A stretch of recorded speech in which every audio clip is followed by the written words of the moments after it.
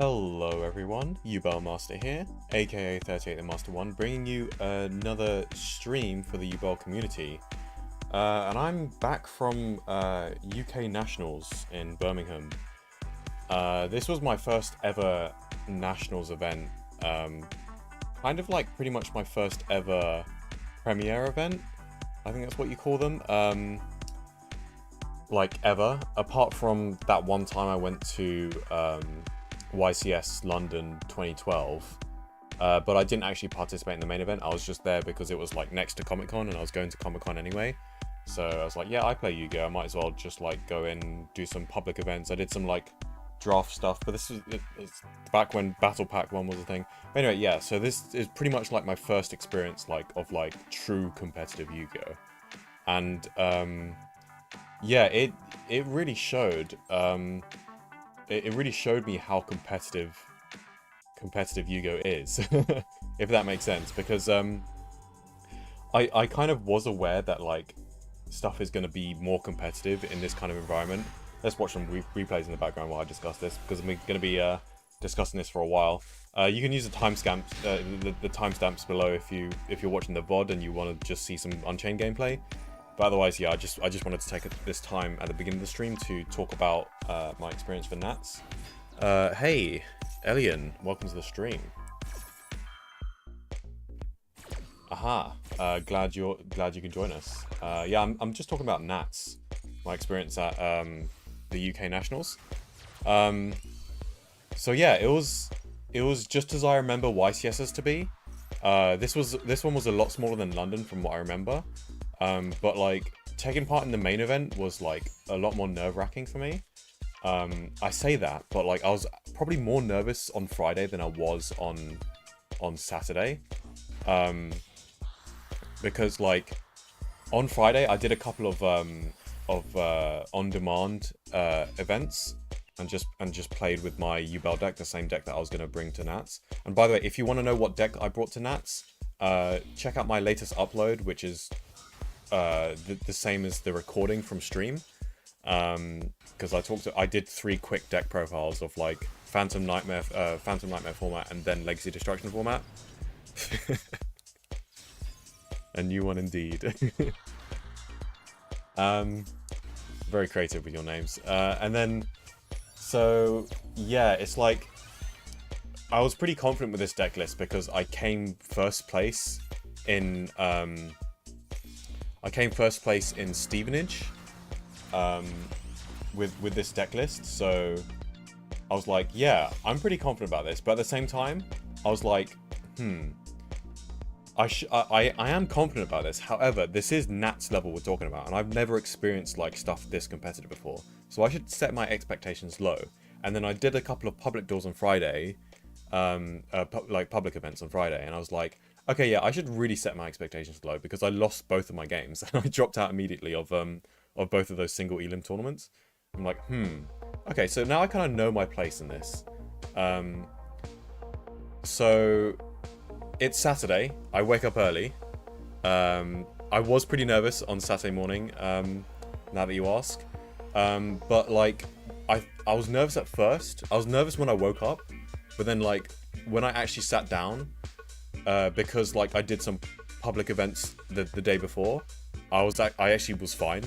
So like I sat down and I'm like, okay, yeah, this is fine. I've played here before, so it's just like any other game, and I kind of like released that pressure on myself. So as soon as I started dueling, I wasn't as nervous as I was, and I could play normally. So round one was versus Goatee Runic. Goatee Runic. And I had no idea what the Goatee cards did. I knew what the new cards from Phantom Nightmare did, but I only know what they did like without context. So I only know what they did in a vacuum. I didn't know what they did in context with the rest of the Goatee cards. I know that they're like a banished deck, and I know the general idea of them. So I had to read all of the Goatee cards. I knew what the Runic cards did, but essentially, TLDR is that I lost game 3 in time because I just spent way too much time reading the cards. And in the end, he used this like Runic Fusion, which gained 1,000 life points during the end phase. And yeah, I lost the time, but I wasn't disheartened by that because I didn't let myself be disheartened by that initial loss. I was just like, okay, first round, you know, it could have gone either way. And, you know, this way I get easier pairings because my next game will be against someone who also lost their first round. So yeah, round 2 was versus Labyrinth. This guy was using simultaneous equation cannons. And he hit me with simultaneous equation. He actually resolved simultaneous equations cannons twice against me. So simultaneous equation cannons, if you don't know what it does, you're not alone because no one knows what it does. But essentially, it's got this very complicated requirements where you have to like banish some cards from your extra deck that have to equal the levels of something, but also at the same time equal the number of cards that are on the field. And basically the payoff for that is that you banish your entire opponent's field. You just banish all of your opponent's field. So yeah, I got hit by that twice. One time was on my turn while I was trying to do my combo because he used Arius to activate it. So that was nuts. I still came out on top. I won 2-1. So yeah, I beat the guy 2-1. A very interesting interaction where Varudras negated something Chain Link 2, and then he went Chain Link 3 Daruma Cannon, and we had to go for a judge call for this because I said that, okay, it's flip face down after Chain Link 3, but since it activated on Chain Link 2, I can still use the resolution of the effect to detach a second material and destroy a card in the field. And then he called for a judge for that. He's like, you can't do that, it's face down. So even on resolution, it's not recognized as an XYZ monster anymore, or something like that. I was like, okay, let's call a judge about this. And so he called a judge, and it's like, the judge sided with me, and he was like, I want to appeal to the head judge. So the judge called over the head judge, and the head judge sided with me again. So yeah, I won the debate, and my Varudras did resolve, and that actually did end up winning me the game for game 3. So yeah, it was interesting. There was also some other shenanigans where he torrentialed me mid-combo using Arius' effect in game 1, chaining to my Spirit of Yubel that was being special summoned from using Spirit Gates effect. So I discarded for Spirit Gates, he goes Chain Link to Arius, and then after Spirit of Yubel summoned, he activates that torrential that he just set with Arius. That didn't disrupt me as much as he wished it to, because obviously the Yubel stuff all floats. So I still did a pretty decent combo after that. Anyway, that's enough about round 2. I won that one. So round 3 was versus Chimera. I won that 2-1. That was a tough game, but generally Chimera versus Yubel is a pretty good matchup for Yubel's side. The guy was a pretty decent player, and he was really young as well. He was really confident with his deck, despite like being like really young. So very talented individual. Very tough game, but I won in the end. I did some pretty clever skill drain shenanigans by like destroying skill drain, by activating skill drain and then destroying it on my turn using Yama by triggering Yama's effect. So yeah, pretty cool stuff. That was round 3. I won that 2-1. Round 4 was my first Snake Eyes matchup. It was on a pretty high table. It was like in the top 100 tables. And that was Snake Eye Fire King. I lost 2-1, unfortunately. It wasn't a very interesting game at all. It was just generally just like hand trap wars, because I do run a pretty high hand trap count in my deck. So I won the game. I won game 2 because I hand trapped him to death, and then he won both of his games because he hand trapped me to death. So not a very interesting game, but Snake Eyes Fire King is what it is. Round 5 was versus Pearly, and oh my god, I destroyed this Pearly player. I'm not doing that to brag. If anything, I feel sorry for the Pearly player, but essentially I know the matchup super well because I used to play Pearly myself on Master Duel and IRL, and also I had also played against a really good player, a really good Pearly player in my Stevenage OTS, and he was the only one that I got that actually got a win on me. What the heck is going on in this replay? Jesus Christ. I've never seen this card before. 1+ Link monsters. That's crazy. Anyway, yeah, so I knew that Pearly players, like the modern Pearly players, have actually adapted to the meta and have started teching in Dimensional Fissure in the main deck. This is to stop hand traps, and also because with Dimensional Fissure, Catapult Turtle. This guy's crazy. He just FTK'd this guy. Anyway, so yeah. Yeah, so I knew that they had Dimensional Fissure. So I knew, okay, let's just side out all the hand traps that don't work under Dimensional Fissure, and we'll just put in a bunch of traps like Skill Drain and stuff, even though I know I'm going second. And then while going second, I kind of hand trapped him to the point where he couldn't do anything. He didn't even have the Dimensional Fissure. And he couldn't do anything apart from set up a Noir, a Baby Noir that just draws one, and that's it. So I hand trapped him pretty badly game 2, and I did a really cool OTK. It was super cool, because it involved me using the Field Spell and Grave Squirmer to recover Spirit of Yubel from the Banish by destroying Terra Incarnate mid-battle, and then going main phase 2, Gustav Max for game, because the Baby Noir has 2000 defense, so I had 1, 2, 3 attacks with Yubel monsters, including the Grave Squirmer to add that 3rd attack, and then for the 4th set of 2000 damage, I used Gustav Max main phase 2. So I had to be very careful not to Fiend Lock myself, and I took a very long time to think about that line. It took me about 5 minutes. Did have to apologize for like saying, sorry, I'm not slow playing, this is really complicated. And then like I actually came up with it, and he was like, that's pretty good. Like, he was very impressed with my play, and so was I. I like took me ages to think of that line, but I came up with it. Anyway, round 6, so that was round 5, Swift 2-0'd that Pearly player. He was a very good Pearly player as well. It's just really unfortunate that I just knew the matchup and knew exactly where to counter him. Round 6 was versus Snake Eye Kashtira. So I'm very surprised that I 2-0'd this Snake Eye Kashtira player, but essentially game 1, I won a dice roll. I went full combo, and I actually, well, not full combo. I played through 2. Did I play through? No. He just didn't have any hand traps, right? So he's playing Snake Eye Cash.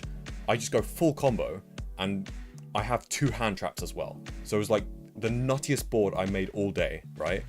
There's no way he could have broken that. He tried to.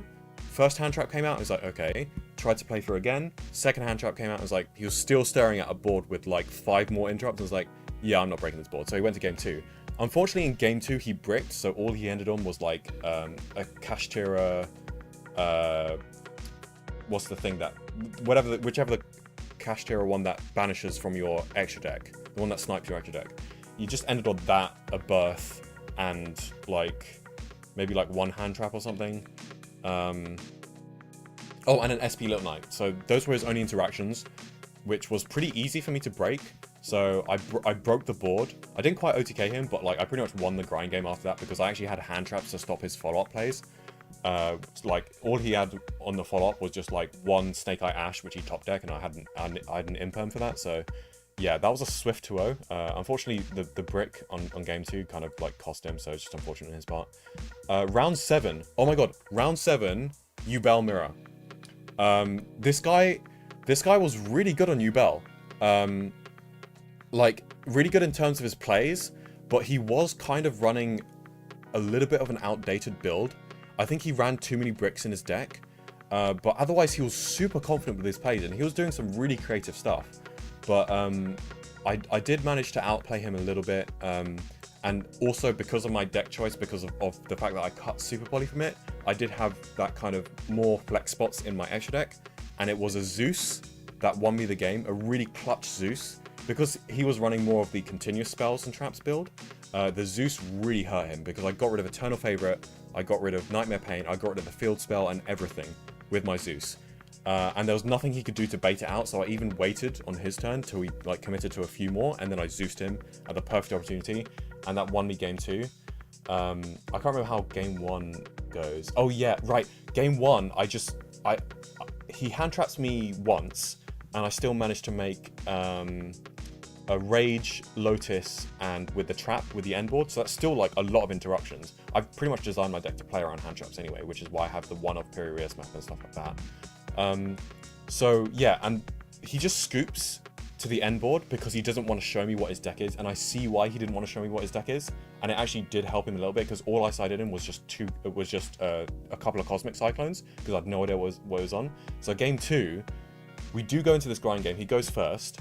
And yeah, that's where the grind game with the whole with the whole Zeus stuff happens. I also go into Gustav Max and use Gustav Max to finish him the game as well. So I do actually use Varudras to go into Zeus. It was a very interesting game, and he was a really nice guy. I added him on Discord or Facebook or something, because like he was really smart with this play. So he's literally like the best Yubel player I had seen all event. I mean, this was round 7, and we were in the top tables because we were both like X2, I think. Yeah, we were both X2, and in round 7, so we were both on a pretty high table. So yeah, I was X2 by round 7. I beat the Yubel mirror match 2-0. And round 8 was versus Branded Voiceless. So Voiceless Voice with Branded Fusion. Pretty tough game. I did have one misplay because I removed his Fenrir after he added a second Fenrir, which was a terrible misplay. But this was round 8, the second to last round of the day. I was really tired. So yeah, I made a complete misplay with that. But I did win game 1 despite that misplay of removing Fenrir so he can special summon the second Fenrir from the hand, even though he hadn't used Fenrir's effect. And yeah, yeah, that FTK was insane on that replay. Sorry, I've only just caught up with the chat. Anyway, yeah, so game 1 I won just barely. Game 2, I couldn't really play into his end board. He basically went full combo. He had, because this is Branded Voiceless Voice, so not only did he do like the full ritual combo with Dynamondo to bring it back during my turn, which I couldn't stop. So he had like one Omni Negate, the continuous trap. I couldn't target his light stuff, and he also had some like branded stuff as well. I think he had Mirror Jade or something. I can't remember. But yeah, I couldn't play into his board. My hand wasn't even that good either. I think I only drew like Lotus but no Dark Beckoning Beast. So there's no chance I'm just going to play through that interaction, so I just scooped on the draw. Game 3, we had 16 minutes left. I started with a Gustav Max because I was a little bit scared that like he would take too long to try and break my board. So I ended with full combo, but instead of going for Varudras, I went for Gustav Max. Because I was confident that because basically I had Caesar and I had Rage, so that's already 5 interrupts without the Omni Negate. So I felt like instead of going for the Omni Negate, I got just go for Gustav Max just for the insurance for time. Because the combo did take me a while to do. It took me like 4 minutes to do the combo. So yeah. And yeah, to get to Gustav, I had to use Yubel as one of my XYZ materials, so I didn't end with Yubel on the end board. So inadvertently, my end board ended up being very anti-Super Poly, and it so happened that he actually sided in Super Poly for my deck because he had the Yubel fusion in his extra, which he showed me after the game, which was terrifying to think about. But I accidentally dodged it just by going for a line that because I was scared of time. Because this was like round 8 and I had already misplayed, so I'm like, okay, it's going to take me a while to think of these interactions, so it's probably going to take me a while to do this, so I'll go Gustav Max. And Gustav Max is Earth, Caesar is Water, and Rage is Dark. So like, he couldn't Super Poly my board. All he did was just set 2 pass. I'm like, okay, I've won this, right? No, he had a Fenrir on board as well. So he, I think yeah. Actually, game 3 was the game where I made the game where I made the Fenrir misplay, because he summoned his second Fenrir, and then he tried to attack with it or something, but he knew that I had Rage. I don't know. I don't know if that misplay was in game 1 or game 2. It doesn't matter. Basically, he ended with Fenrir and set 2. So before he ended his turn, I used Rage to get rid of Fenrir and then go into SP Little and I had a 50-50 chance of hitting the Super Poly, and I hit the Super Poly. I mean, obviously I didn't know what he had, but like, I hit the Super Poly and I was like, oh, that's pretty good. And he was like, oh my god. And so clearly it was very, very good, because his other set must have been a bluff because of his reaction. He didn't have a very good poker face. And then yeah, on my turn, obviously I just OTK'd him because I'd still had a massive board. But he showed me afterwards that he had the Super Poly, and because I didn't end on Yubel, he couldn't wipe my board. That's really scary to think about, because I think that's something that people will do in the future. They'll start siding in Super Poly plus the Yubel fusion just so they can wipe your board, which is why I think like you should really go for the the Promethean Princess lines in the future. So yeah, Trinity was onto something. He's really ahead of the meta with this stuff. Anyway, so that was round 8. That was versus Branded Voiceless. I went 2-1. Round 9 was versus Tenpai. I don't have that much Tenpai experience. I don't know why, but even though there's two to three players in locals who play Tenpai, I've only played against Tenpai IRL. I played against Tenpai online some like every now and again, but like IRL, for some reason I've only played them twice before this, despite there being like 3 people in my locals. I just never faced them for some reason. And the 2 times that I did face them, I 2-0'd them because they don't know the Yubel matchup very well. But this guy was just really good on Tenpai. I don't think he knew the Yubel matchup very well, but he was just genuinely really, really good at Tenpai. His deck was probably built really, really well. He's very experienced with a deck. He knew exactly what to do. Although it was round 9 of the day, so it was like the last round of the day. And we were both very tired. So there's this one time where I activated D-Barrier calling Synchros, and he tried to Synchro summon twice. Like once in the battle phase and another time in main phase 2. So we were just both so tired, but luckily I actually didn't forget about the D-Barrier being activated that turn. But yeah. But despite that, he was a very good player though. Game 1, he had this huge lightning storm. He lightning stormed me. Then I said, okay, no response, because he lightning storm called back row, and all I had was Nightmare Pain and the opening the Spirit Gates. And I had the Varudras Omni Negate, and I'm like, okay, I can Omni Negate this, but all I'm saving is just Nightmare Pain and opening the Spirit Gate. So I'm fine to let those go, as long as, because I'd rather have my Omni Negate for something like a Triple Tactics Talon or something, because that's a lot more devastating than a Lightning Storm for back row. And most of my monsters were in defense, so it makes sense why he went for the back row. The only one that was in attack was the Rage. But then he was like, okay, you didn't want to change that. I'm gonna go Chainlink 2, Forbidden Droplet. Forbidden Droplet for 3. This guy Forbidden Dropleted me for 3. For cost, he sent the Lightning Storm, which he just activated, an Ash Blossom in hand, and a Black Goat Laughs. He sent a Black Goat Laughs, so I couldn't respond spells, traps, monster effects, nothing. And what's more, so he negated Spirit of Yubel, Varudras, and also Caesar. So that's most of my interactions gone. But I'm like, okay, I don't know why you didn't negate the Rage, but then I realized why he didn't negate the Rage. Because he then banished the Black Goat Laughs, calling for Rage. So now I couldn't activate Rage's effect, even if I revived it with Yama's effect. Like, it was the nuttiest board break I've ever seen. And it kind of a really big wake-up call to like, okay, if a really good Tenpai player knows how to break your board, you're just dead. So it's really important to actually layer your interactions and not just be greedy with like an end board that looks really good on paper, but like can just fold to 2 board breakers in a row. Anyway, yeah, game 2, I sided in lots of traps, but he actually found the Duster off of Prosp. So he had a pretty devastating Duster on me. I had Skill Drain sets, I had my Nightmare Pain, I had my Nightmare Throne field spell this time, and also the continuous spell opening the Spirit Gates as well. Very devastating Duster. However, oh yeah, I had also set a D-Barrier as well as Skill Drain. So I chained the D-Barrier, I called Synchro.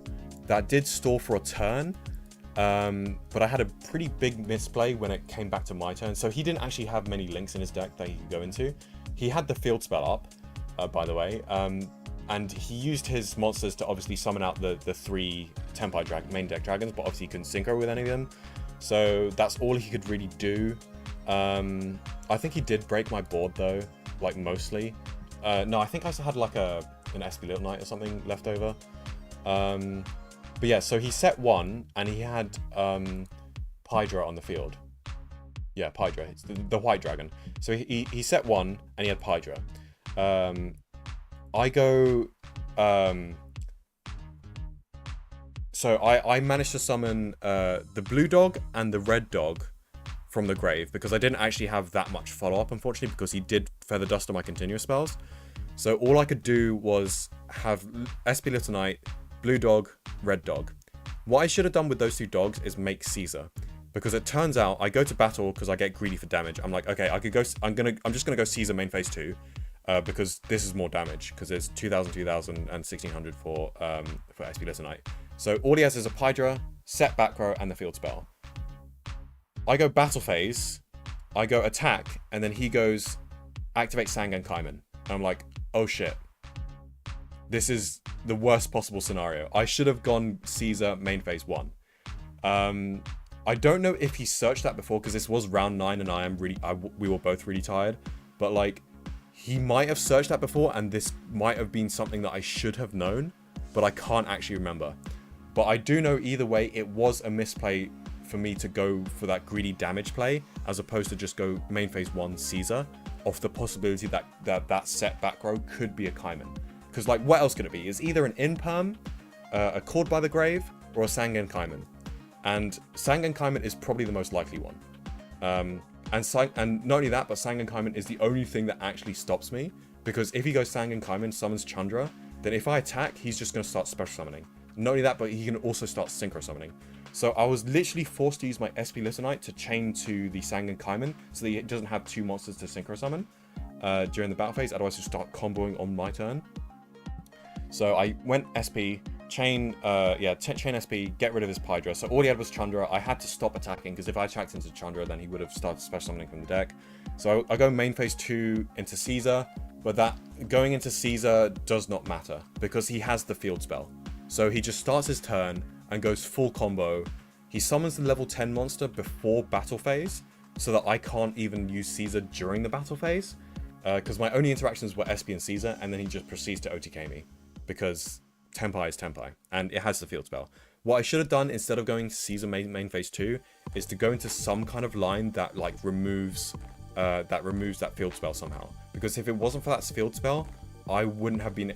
If that field spell wasn't there, then I could have interacted with SP and maybe survived. So I had 2 misplays on round 9, and that was very bad of me. So yeah, and then round 10 and 11 happened on day 2. Round 10 was versus Runic Stun. I 2-0'd the Runic Stun player. The Runic Stun player made a lot of misplays though. They were on a high table, but I imagine like it's early in the morning and like he wasn't like with it, because he made some very simple misplays of like activating a runic spell. So he activated his 3rd runic spell. I had Rudras on the field, and I was saving the Omni Negate for the 3rd runic spell, so that I can negate that final runic spell and also destroy the field spell as well, the Runic Fountain. And I did, so he had no idea what the matchup was, because it was like his first time playing against the Yubel deck, it looked like, because I had to explain all the effects. And I even told him, after, like, when he started his turn, so this is an Omni Negate, and also on resolution, I can attach a 2nd material to destroy any card in the field. So, like, he knew that, but he went activate the 3rd runic spell, and I'm like, okay, detach for cost to negate it. Any response? He said no response. I'm like, okay, on resolution, I'm going to attach a 2nd material, destroy the field spell. And he's like, okay, chain a 4th runic card. I'm like, you can't do that, it's mid-chain resolution. And I was like, oh yeah, you did say that. And it's like, oh yeah. So a huge misplay, cost him the game. Game 2, I sided in 3 Cosmics and 3 Judgments, and I saw 2 of the Cosmics in my opening hand. So that was huge for me, because one of the Cosmics went to a TC Boo, which does counter my deck a lot. So I banished the TC Boo. There can be only one. And the 2nd Cosmic I saved for a skill drain, which he tried to use to negate my effects. And then after that, I like link summoned into Abomination, because I knew Abomination is just going to once per turn just destroy any back row that he has, and that pretty much just won me the grind game. Like, there's no coming back from Abomination if I could just successfully get it off, especially after I double Cosmic'd him. So yeah, game 2 was just a steamroll. So yeah, that was a swift 2-0 with versus Runic Stun. Round 11 was versus pure Snake Eyes. This guy really wanted to win this game. We were both X3 at this point, so like being X3 gives you a chance of winning the playmat by being top 128. So if you're top 128, then you get to win a playmat. I was like, I don't really need to win this playmat. So like I was like, win or lose, I don't really care. But this guy would like really wanted to win because he's like at the beginning of the game, he was like, we all know the stakes of this match. So I just want to say like before the game starts, like best of luck to you and everything like that. So he's like really, he's like, I could see he was like really on edge and he really wanted to win. But anyway, yeah, game 1, I comboed through 2 hand traps, and I still end on rage plus the trap plus the lotus, and he scoops on the draw, because he didn't see engine apparently. But I actually don't know what he's on at this point, but I just have an intuition that he's probably on something that loses to shifter.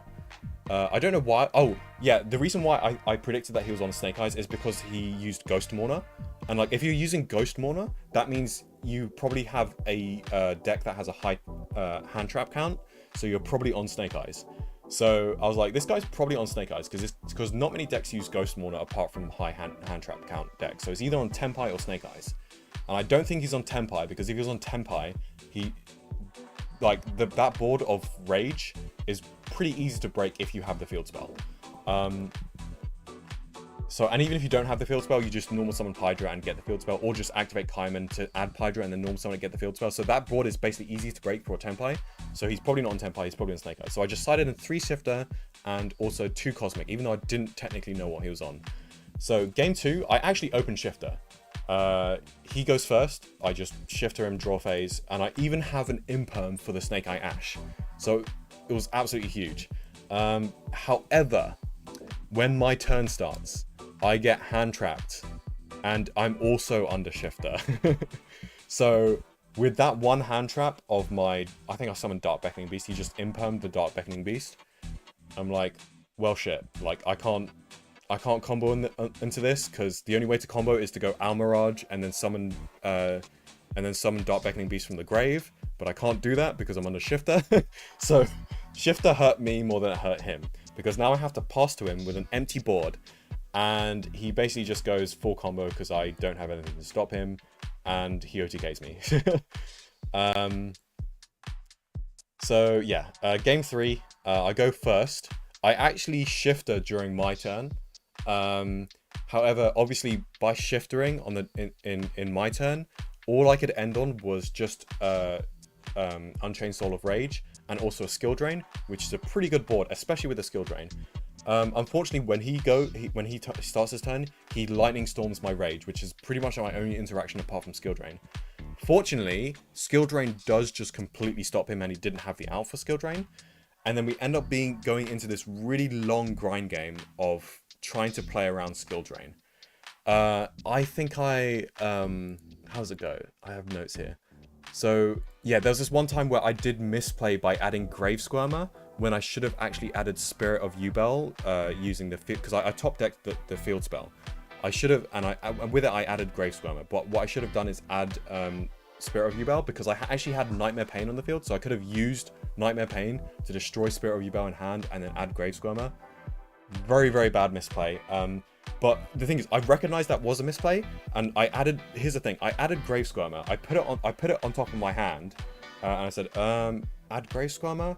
I was like, oh wait, no, actually. So like immediately a second after, I was like, oh actually, no, can I change that? Can I change that? And he was like, no, sorry, you've already added Grave Squirmer.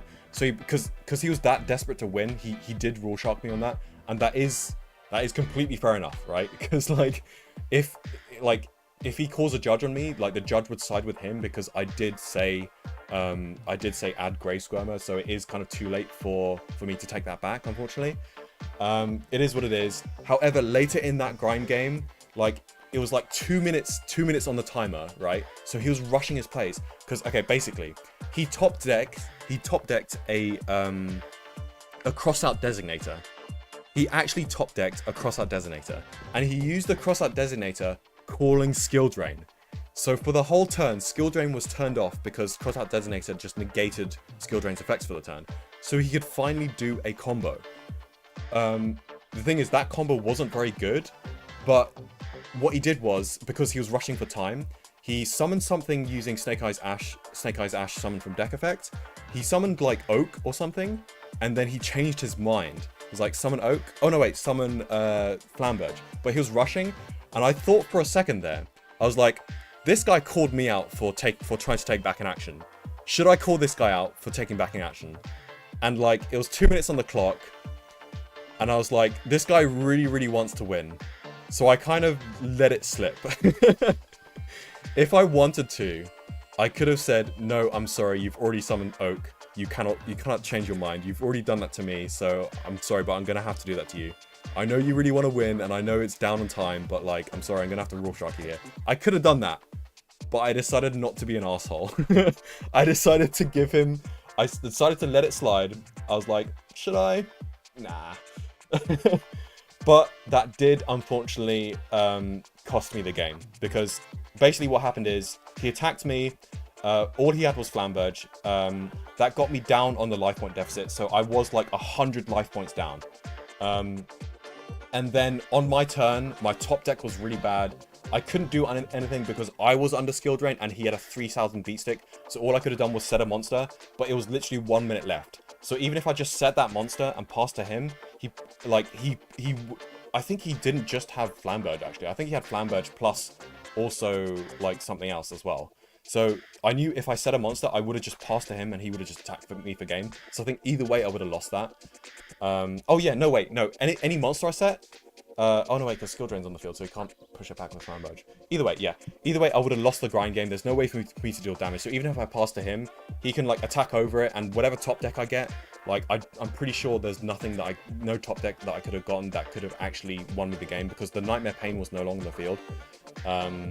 So yeah, I lost my final game, and I finished the day, the weekend, by going 7 wins and 4 losses, which is about as good as I expected to do. To be perfectly honest, this was about as good as I expected to do. Because, you know, it's my first Nats. I kind of did want to set my expectations lower after that coming first place in Stevenage. Because I came first place in Stevenage, but at the same time I was aware, okay, this is going to inflate my ego. I should set my expectations lower for Nats for Birmingham, so I'm not disappointed. Because otherwise I would have been like that guy who like really wanted to win just to get like that map. But I was like, I don't care. I don't need a map. Like, yeah, so overall, it was a really great experience. And like, honestly, I value a lot more like the learning experience, especially that Tenpai match, like learning like how strong Tenpai can be in like a player who actually like thinks about what they're doing before they do it and can break my board in the perfect way. Yeah, it was a great eye-opener, a really good experience. Like, it's the most competitive Yu-Gi-Oh experience I've ever had. Like, seeing another Yubel player was also great. As much as I hate the Yubel mirror match because of the pressure of like getting super poly for your entire board, I do really appreciate like meeting other Yubel players, especially ones that are really good at playing Yubel. We had a really cool discussion afterwards, and he was pretty much on my level. Like the only thing that he wasn't doing right was like cutting the like Eternal Favorite and Mature Chronicle from his deck. I mean, you can argue that you can keep Mature Chronicle, but like you should be cutting Eternal Favorites from your deck. Like having both Eternal Favorite and Mature Chronicle is just too much, because you're always going to be searching for Grey Squirmer, and Mature Chronicle is going to be second, and you're never going to get to be searching the Eternal Favorite, because that's always your third option. So yeah, we had that discussion. I shared my YouTube, so maybe he's like watching my videos now. I'll definitely be talking to him about how we're gonna build Fiendsmith Yubel as well. Yeah, he was like exactly on the same level as me. Like he was discussing stuff that I've been like theory crafting for ages, such as like only using the field spell when you have a full combo uninterrupted, and saving it for the Terra Incarnate, as opposed to just using it at the start of the combo. Because most Yubel players, they just like trigger the field spell after the first time they destroy Spirit of Yubel and bring out Terra Incarnate directly from the deck. But the way that me and my the other Yubel player that I met, the way that we do it, we both understand that it's actually a lot better just to destroy Terra Incarnate, even if you don't have the Ultimate Nightmare. Destroy Terra Incarnate and use the field spell to float into the second Spirit of Yubel, so that way you can use both of the Spirit of Yubels that you used in the combo for your XYZ material for Varudras, and then summon Yubel using Grey Squirmer's effect, so that you can summon Lotus at the end of the turn. So now you have Yubel and Lotus as opposed to having Yubel under the material. That way, not only do you not have to run more than one Yubel, but also you get Lotus during your end board as well as Varudras. So yeah, that's a little tip. I'm sure you'll see that in the video that I upload anyway, because it's pretty much part of my standard combo when I do have the resources to do that. So yeah, it's really great meeting other Yubel players. The public events were fun. I think after that, after those first 2 rounds on Sunday, because I knew I wasn't making top cut, I just played some Edison. So I played some Edison Yubel, just had some fun. Didn't do great because obviously Edison Yubel is not very competitive as a deck. But I had a lot of fun, and like I caught the judge's eye. Like I caught a lot of judges' eyes. They were just like walking around the tables like judging, and then like they like one of them just like picked up my graveyard just like without saying anything, with like a puzzled look on their face. They just searched for my graveyard and then they put it back, and then just a nod of approval. just like just a nod of approval, just the fact that I'm playing Yubel in Edison format. Yeah, so the event was lots of fun. I got to see like some famous faces that like I've only ever seen on YouTube, which was a really cool experience for me. Just seeing people like Sunseed Jess and also Farfa walking around in his nice presenter suit.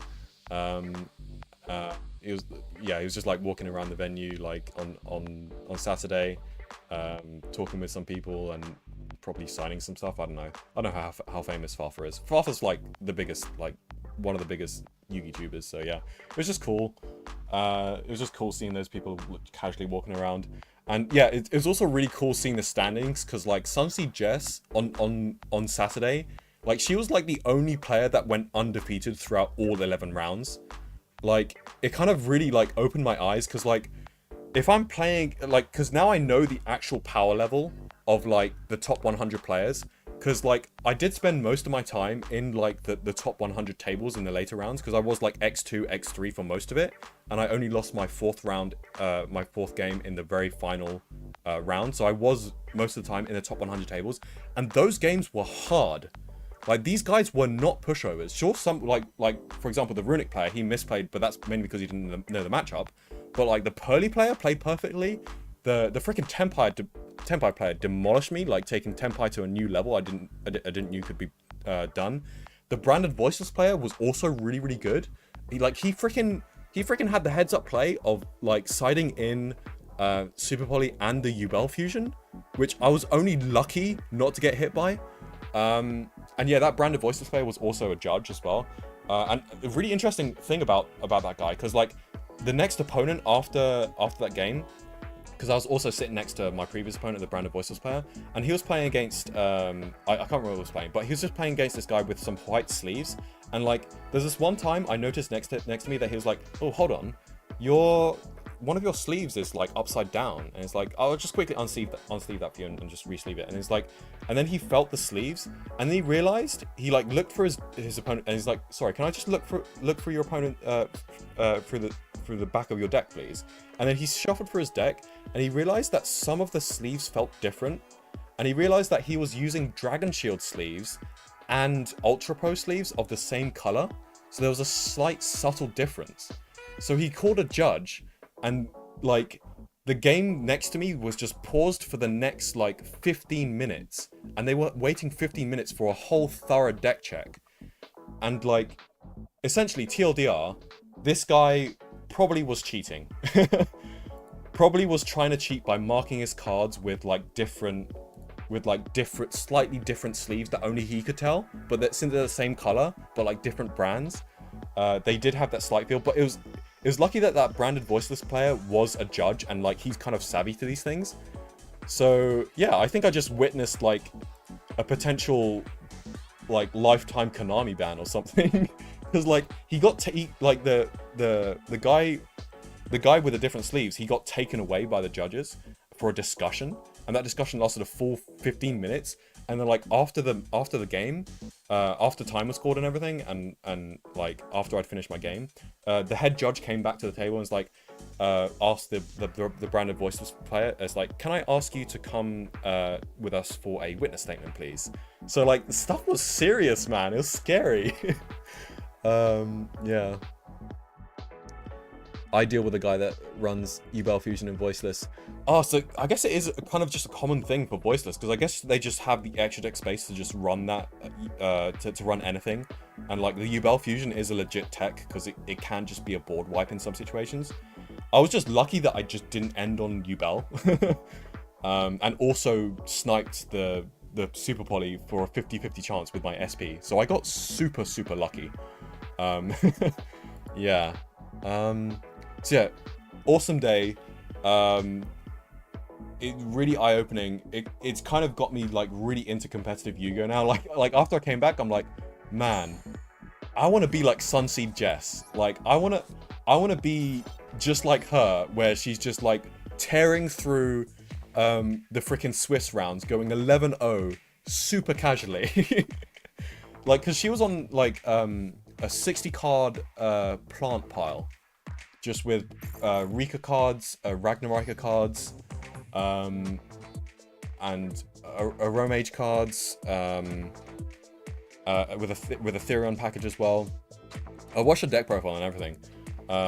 Yeah, she was just on table 1 for the entire weekend.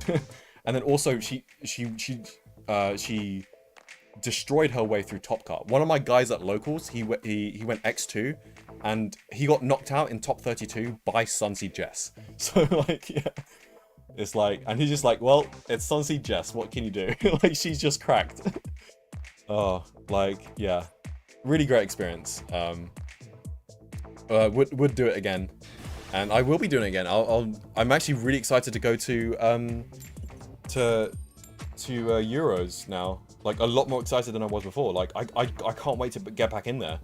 I actually really want to, like, I'm a lot more motivated to, like,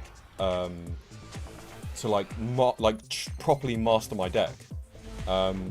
Which is a lot easier said than done, because, like, for the amount of time that I put in, I still haven't mastered the Yubel deck, and I have put in a decent amount of time, and I'm pretty sure that I'm coming up with some theories that, like, that is, like, ahead of the curve. Like, I'm probably on a similar level to Trinity, where we're both like coming up with some stuff and like noticing some like really cool combos that you can do that like are really ahead of the curve. Like, for me, I'm summoning Caesar, and for Trinity, like, he's pretty much mastered the Promethean Princess version of the deck. So yeah, I'll be, oh my god, I'm playing against Novels. That's cute. I don't want to underestimate Novels, because like the guy that went X2 that I mentioned, that goes to my locals, he did just casually bring in a Novels deck one day and actually cooked me on Yubel, because it turns out that Yubel does a lot of their stuff in attack mode, and so they can just like tribute off all of my stuff. So yeah. Yeah. So yeah, with Phantom of Yubel out soon, I can use my Chaos Angel in Yubel. Yeah, yeah, Chaos Angel is now a potential option in Yubel now, because of Phantom of Yubel being a level 9. I'm not sure if I want to run Chaos Angel, partly because I don't own one, so I'd have to like spend £50 to get one, but also because I'm not sure if it's worth the extra deck space, especially when Fiendsmith stuff comes out. But for right now, I think like 3 Phantom of Yubel is a lot better than running 2 Phantom and 1 Chaos Angel. But this format doesn't have any like premiere events, because the next premiere event is going to be after Infinite Forbidden. So yeah. Oh, you already have Chaos Angel. Okay. So yeah, you can try out Chaos Angel. I mean, Chaos Angel is a pretty good card. But the reason why they run Chaos Angel in the Fiendsmith build is because you can get a light and a dark. Whereas like if you just use Samsara D Lotus and Phantom of Yubel, that is, you're only getting the dark effect and not the light effect. So yeah, something to think about. Anyway, I am probably gonna misplay against this deck. This deck has, no pun intended, cooked me in the past. One attack, so yeah, it's just, it tributes off attack position monsters. I could change Shalvara. I'm not sure if I want to start off a tour guide, actually. I think I'll go Prison, Search, Aruha.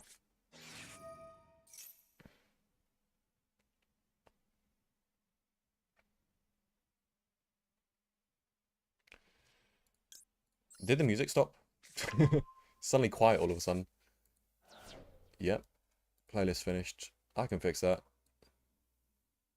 Just gotta make sure it's not too loud though.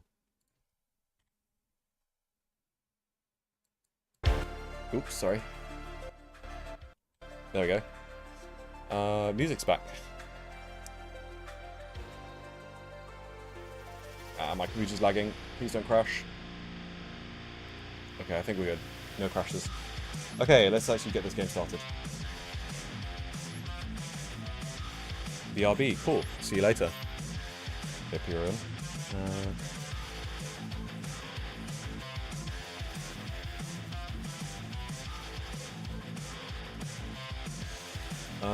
Yeah.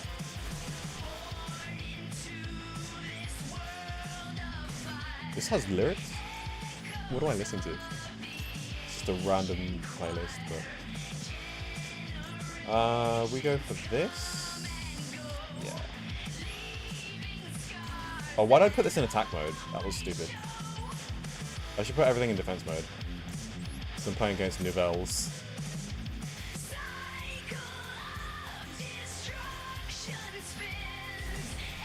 What is this playlist?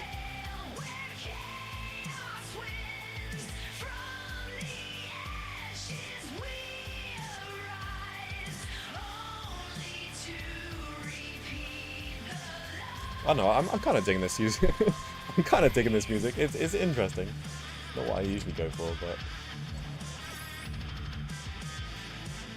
Okay. I think I'm fine with this school buy. I think I'll go for a tour guide summon next, and then if he tries to like negate the tour guide, I'll just chain Shalvara. And then if he doesn't negate it, then I'll go... I'll just use Shalvara to destroy Sarama.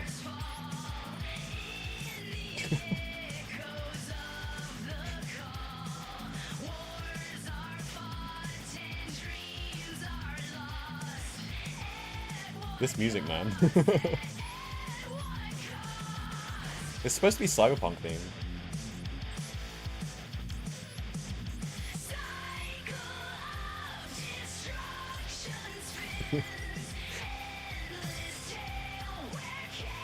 Alien, if the music is genuinely distracting, you can let me know. I'm happy to like fast forward. This guy's not using his interaction yet.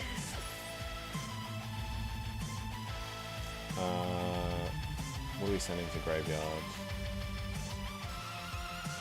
I guess we could send a Shalvara early just to set a trap. Because I do prefer summoning the blue dog from the deck just for that extra body. Can have this. Probably discard Nibiru for it.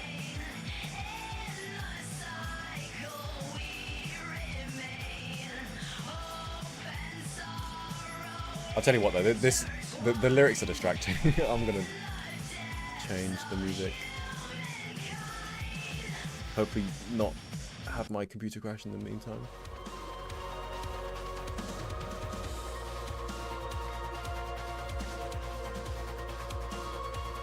It's laggy.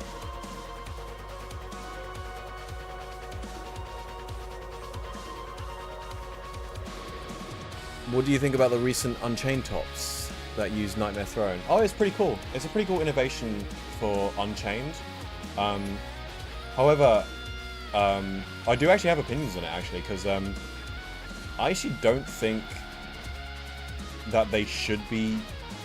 hold on, how do I phrase this? I think that, like, pure Yubel is better than... like, Yubel with an Unchained engine is... Yubel with an Unchained engine is better than Unchained with a Yubel engine. Because, like, if you're using Nightmare Throne and Grave Skirmer and not using any of the Yubel cards, like, what are you doing? You know? You might as well run at least a small Unchained, a small Yubel engine of, like, Lotus and Spirit of Yubel and stuff like that. Because it gives you so many more options when using Nightmare Throne. And it also gives you, like... yeah. It's just better, you know? In my opinion. Like, I think it's worth cutting, like, a couple of Aruhas. Like, just keep one Aruha for the engine. Okay, that's an Omni though.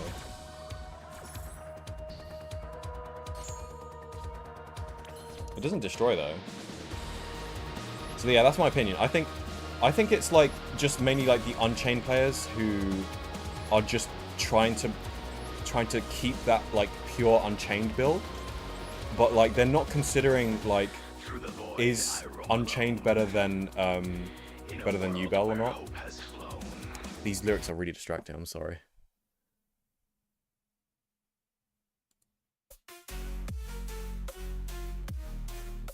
Maybe this is better.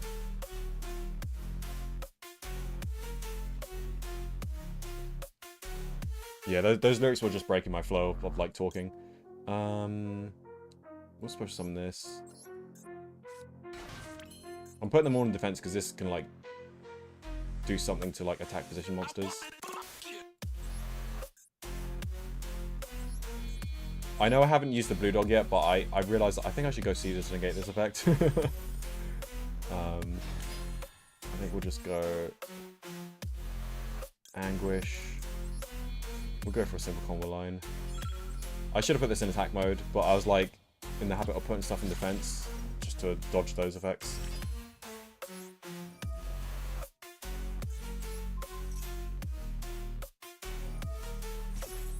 So then we chain Caesar and should be good. Oh, and now we have the blue dog engrave actually, so probably destroy this just because it's more damage. Oh, we do lose the target for Anguish, unfortunately. We're Fiendlocked, so we can't go into access code. We'll go Blue Dog. Oh, I shouldn't have put this in defense, though.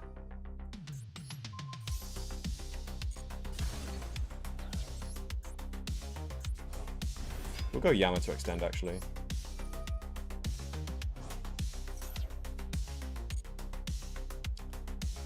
Yeah, we'll just go for Eyes attack here. Should we make a second Caesar? Sounds hilarious, actually.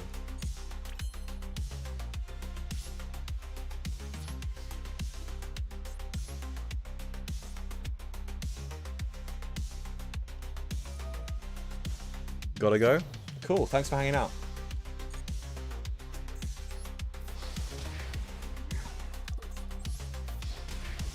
See you on Wednesday, maybe. Enjoy your dinner too. Enjoy your dinner. Yeah, screw it. Let's just go for a second Caesar.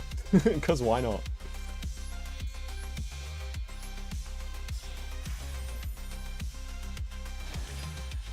We could go Rage. Nah, we honestly don't need to go Rage. Like, this is enough. We have 3 summon negates and they're playing a ritual deck, so.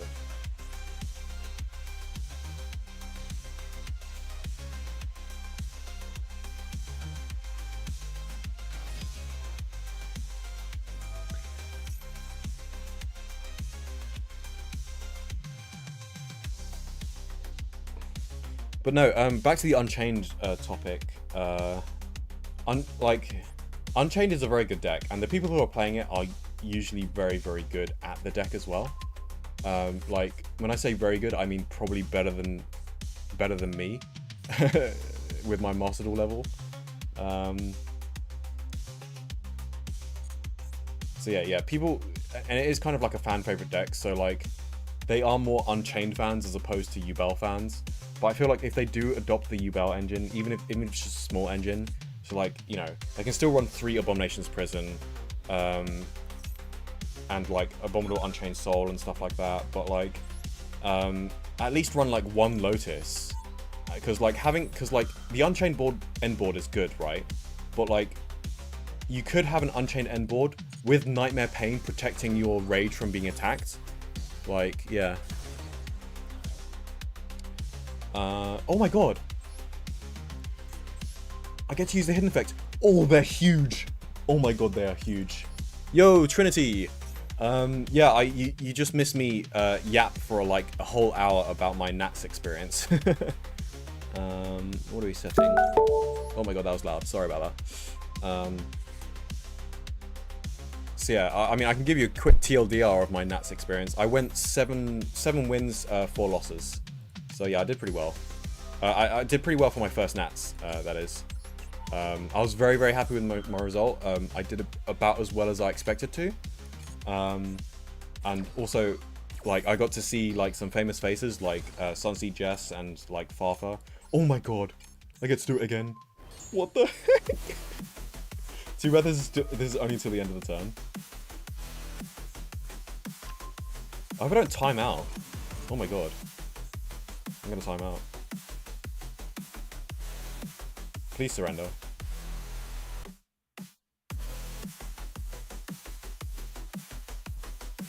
So yeah, it was pretty interesting matchups.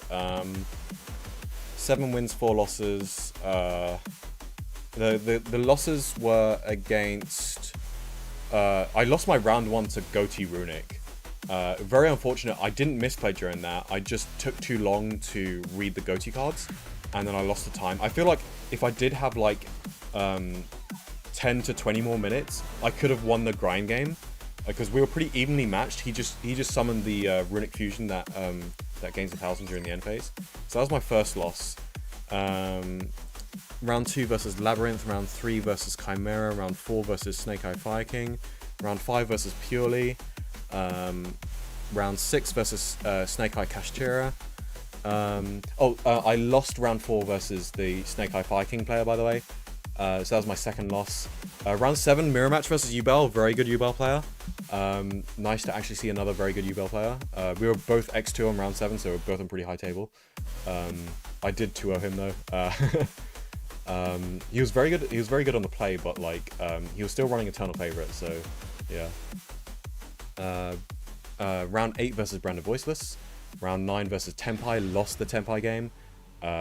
Day 2, round 10 versus Runic Stun, and round 11 versus Snake Eyes. So yeah, I lost against that Snake Eye round 11, Snake Eye Fire King, and I lost against Tenpai, and I lost against Goatee Runic. So yeah, that's the summary. And yeah, great experience.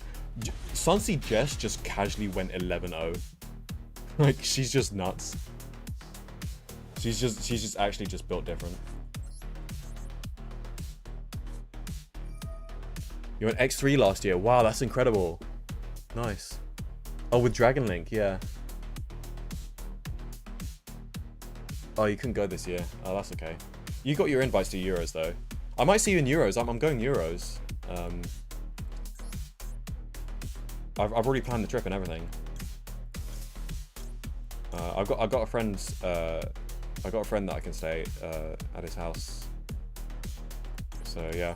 Really looking forward to Euros, especially after Nats, because I just want more of that competitive Yu-Gi-Oh! Because it was like, after I came first place in Stevenage OTS, well, that's just annoying considering my hand. If I had any other hand, that wouldn't have mattered. But like, what is this hand? Anyway, yeah, I'm really looking forward to Euros, because I just want more. Because like, this was an eye opener.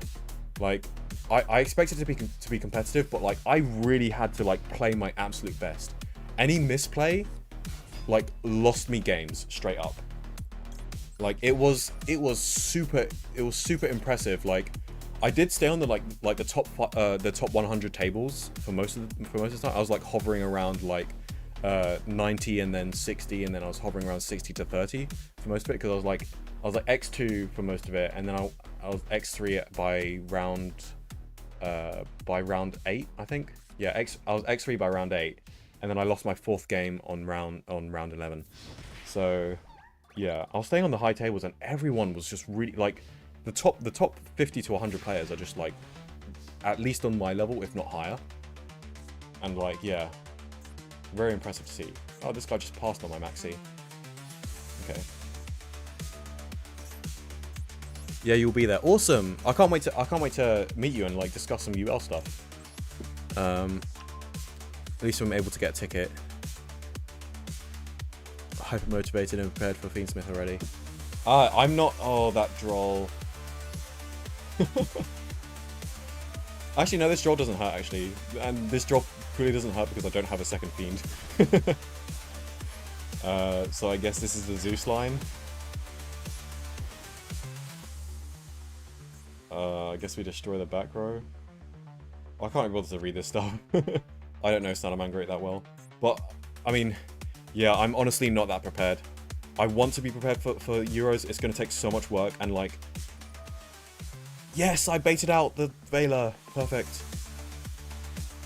I want to put in a lot of work for Euros, but I don't have the time because it's like 1 month. And that's not enough time to be as prepared as I want to be. But, like...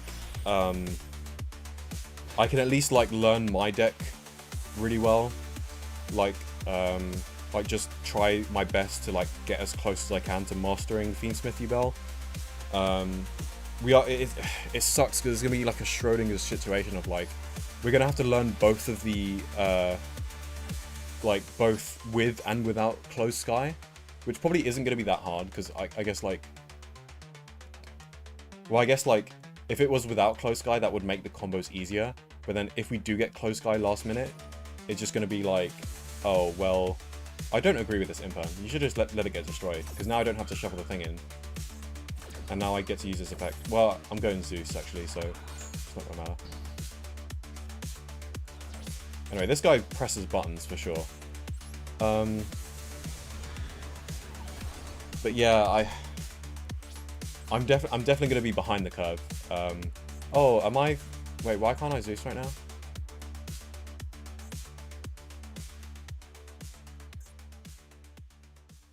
Oh, I banished Zeus with Prosp.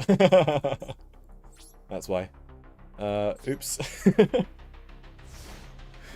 I banished Zeus with Prosp. Yeah, I've got a lot of work to do to catch up because like I'm gonna learn how to counter plants at least because I don't want to be caught off guard by plants. Like just the fact that like Sunseed Jess just got second place at UK's Nats means that plants is gonna be a lot more popular, especially in Euros. And that deck is notorious for being, if you don't know how it plays, your stuff will just get tributed for cost and you're gonna cry. So I need to learn plants at least. Without Closed Sky, you basically just play normal post Phantom of Yubel. True, yeah. But I also need to learn post Phantom of Yubel because I honestly haven't learned that either. I mean, I've learned a little bit surface level, but I haven't properly like deep dive into a lab and like learn everything. I've just like learned the surface level. You just use Fiendsmith more, isn't it? Yeah, exactly. That's what I imagine it to be like. So like yeah, without Closed Sky, it's pretty simple. You just kind of like, if you see this means Fiendsmiths, you see it, and if you don't, you don't. But like, I'm still gonna have to learn the Fiendsmith lines. I'm sure they're actually Fiendsmith lines aren't actually that complicated because I have like experimented with them a little bit. Oh, I got a nib here. That could work out pretty well.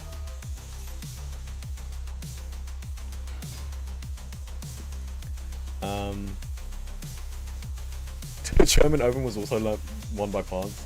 Jesus Christ. Euros, man. It's just a different world. There's just plant players just tearing it up. Oh, German Nats, yeah. Okay, if I post an image of the deck, yeah, sure you can, yeah. Oh, they have SP. That sucks. Wait, what are they cooking though? This can't be your end board. You can counter my nib with SP, but like, what are you doing, mate? Okay, they link off SP. We nib here, right? Or do we wait for them to extend?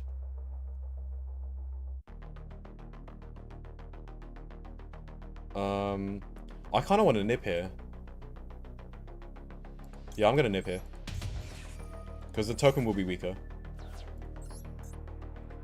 And they don't have a fire to destroy. Unless I'm missing like some extender. We'll put it in attack mode, actually, so we can deal damage. Wait, what? Why is it so high? Oh, because I tripped in my... I'm stupid. I'm so stupid. Oh my god. I forgot it takes my monsters as well. I thought it's just my opponent's monsters. That it counts the stats. Man, it's like 1 AM. I'm tired as heck.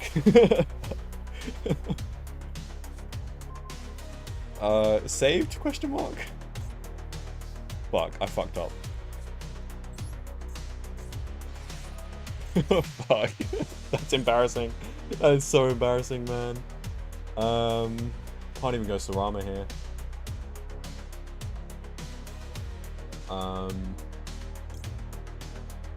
I guess we go Shalvara, set Ash, destroy Ash.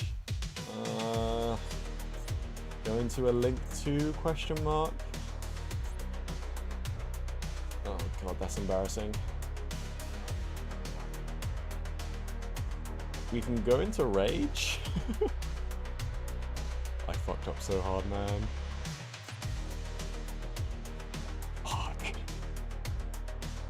Okay, so if we do link off the Shalvara, we do get to set something. I'm so embarrassed right now, by the way. So what can we link off that gets us something? We can't go into Yama, unfortunately.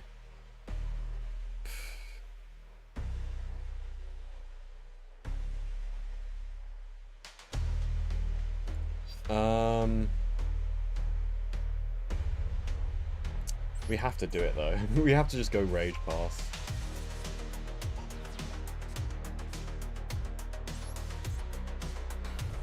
That misplay is going to cost me the game. Although, come think of it, even if I put it in defense position, like, it's still 3,000 attack, so I can't actually be over it.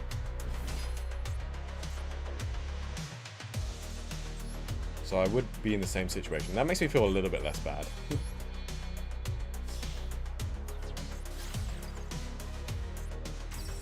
Okay, question is which trap though? Because if we do this, we can pop this, but then we wouldn't... Oh, we could go Rage into Anguish, and then pop Anguish instead of SP. Because, I mean, we can obviously go into SP if they have 2 cards on the field, but like... Okay, whatever. So yeah, the thing is, in the Fiendsmith format, so far at least, people main deck cards like Dark Ruler, Droplet, so it's a lot more important to learn how to play around it pre-side. You know, I was actually discussing that, Trinity. I was discussing because, like, the combo that I do, you've seen my combo, right? I shared it to you on Discord. It's like, my combo is really good for this format specifically. Because as soon as people start running more board breakers, my entire end board folds to a Dark Ruler. Like, and that was clearly shown to me when I played against that Tenpai player who just casually Lightning Stormed my back row, chained Droplet for 3 and just dropleted my entire board and proceeded to banish the Black Goat Laughs, which he discarded with Droplet, for the remaining Rage, which he didn't negate. So even if I brought back Rage, he called Rage with the Black Goat Laugh, so I couldn't even use Rage if I brought it back with Yama. Like, yeah, it's just yeah, I need to learn some from Ethan Princess lines, because like Trinity, you're just on the money. You're completely right about having layered interruption.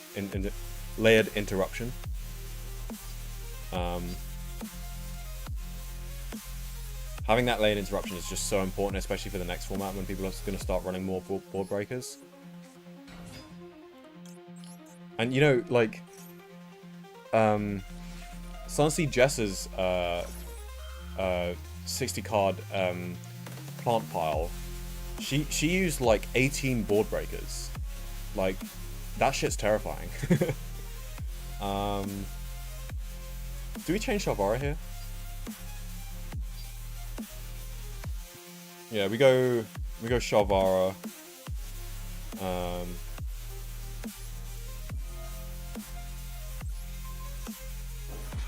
Have them get one less draw, and then we just go Rage Pass. Don't even go into Yama.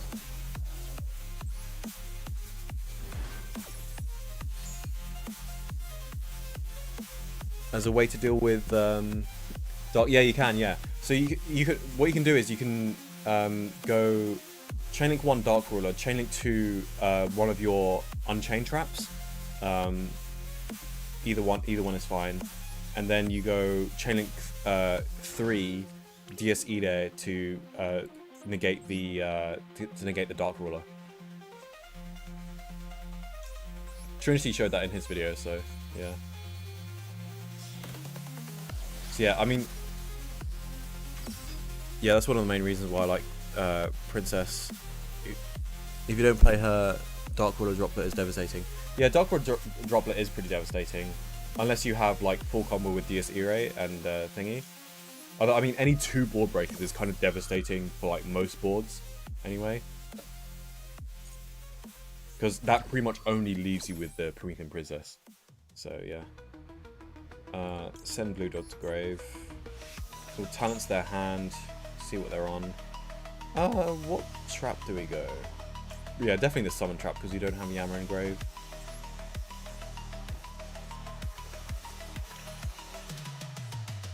We have Maxi out. I'm sure we should be fine. See what they have. Talent's actually resolving for once. Jesus Christ. Low key, I'm thinking chord buy. Because like this is pointless. This maybe, but like all it gives them is just a Fenrir. So this is the only thing that stops my Maxi. So yeah, I'm definitely going for this. I can't be able to read this. I think this one's a starter. I don't know if this is a brick or a starter, but like yeah, we're definitely going this. Interesting.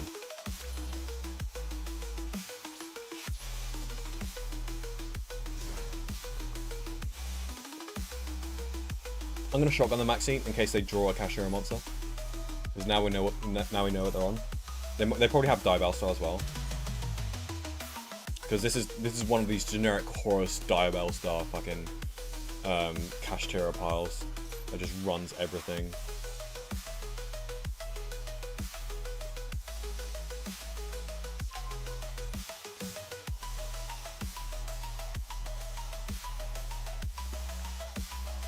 I will say that the Fiendsmith format not having Anguish make access code.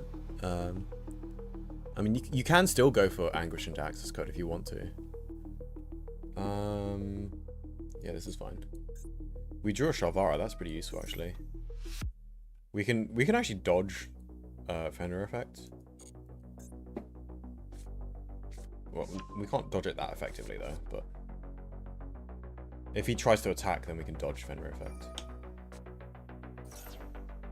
He's taken the Maxi challenge. He sure is taking the Maxi challenge. Yeah. Yeah, the extra deck space is tight. I don't think I'm running Anguish or access code. I might actually run Anguish though. Anguish is pretty good for breaking boards. I'm not sure yet. I have not done enough research to settle on a thingy. Hold on. This is a Baron board. We kind of need to do this. They have a unicorn in hand. We can go SP, but we'll banish the field spell. No, actually, we'll banish a random card in grave because I don't want to empty their board. I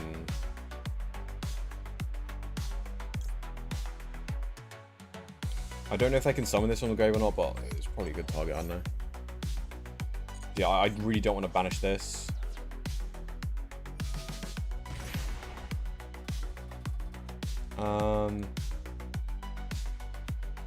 Yeah.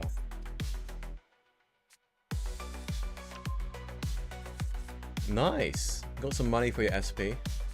I mean, I still think it's good to have SP.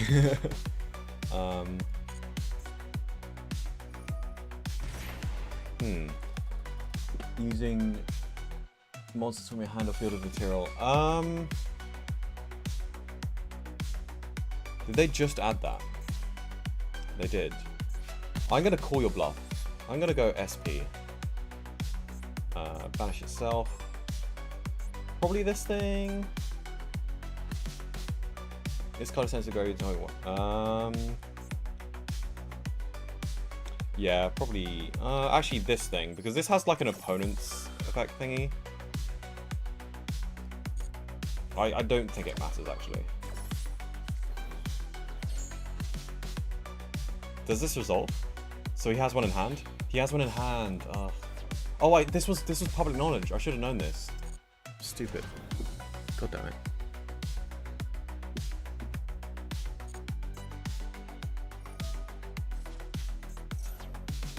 That was such a dumb misplay, honestly.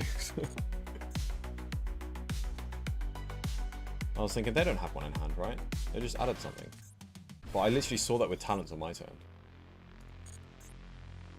I just need to draw Nibiru. They're put in defense mode. They'll probably eventually summon like Psychic End Puncher or something.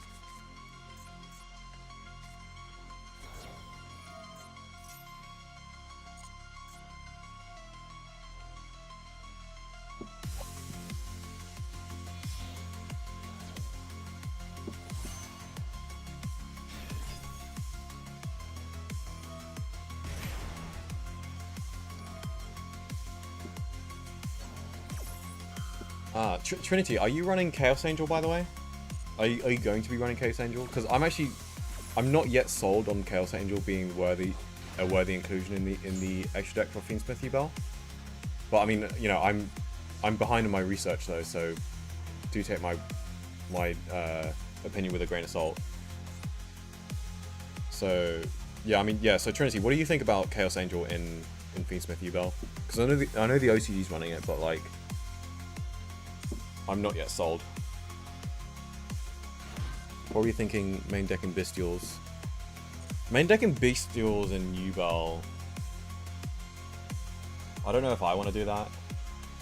I suppose if I'm running Bestials instead of like hand traps. I mean, I suppose you can go into Beatrice. Like slightly easier. Hold on. Okay, I actually have some interaction here. This is it. You can return them to the hand. We're not going to let that happen.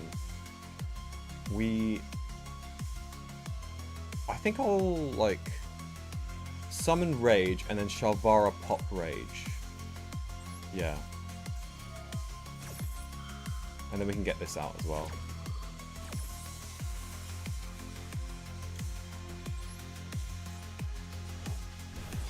You think it's great? Okay, interesting. You don't need to get the light out. So it's okay if it just has the dark effect, is it? Remind me which are the dark effects and which are the light effects? I know one of them is like synchros can't be destroyed battle, and the other one is like stuff is just unaffected, but like I just can't remember which one's which. Just add this to hand and trigger this.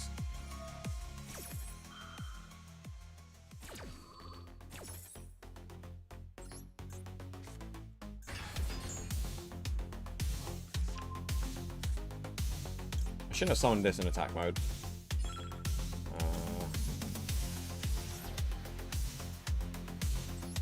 I don't know if that's the right one to destroy.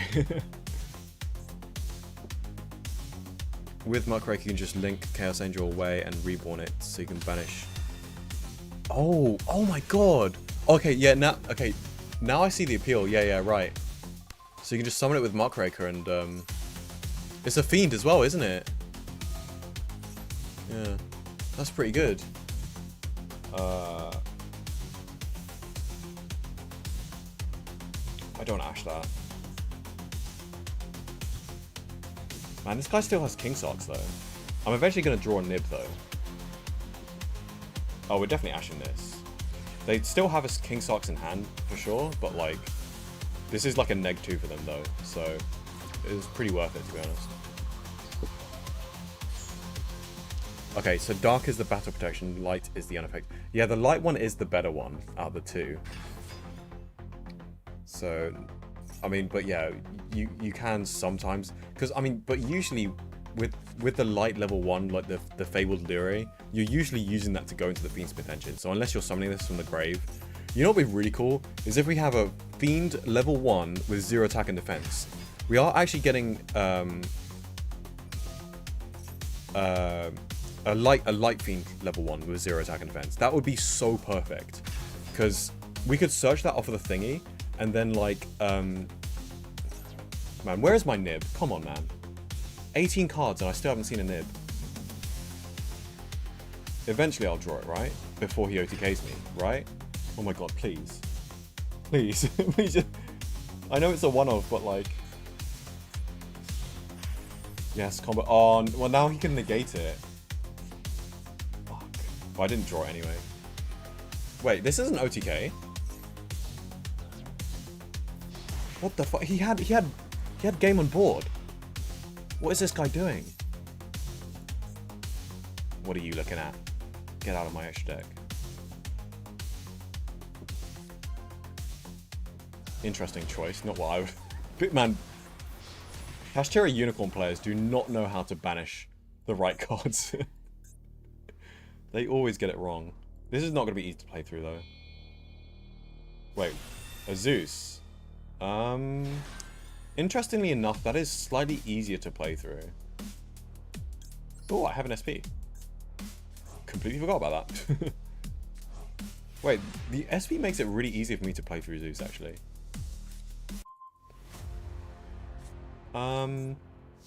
Jesus Christ. This is the freaking Uno meme right now. I don't have that much time, do I? I have 100 seconds. Man, why you gotta be like this?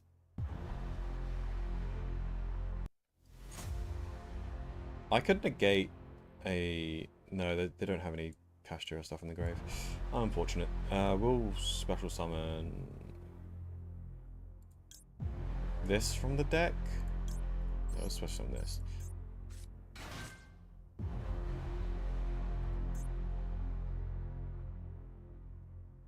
What you gonna do? Yep, that's fine. Oh, you recorded some stuff. I'm looking forward to it. You're pretty much like my main source of information. Like that's how behind I am. I gotta catch up. That was actually a good choice. Oh, I just realized we have this. Do we have the thingy? Yeah, we can search the thingy.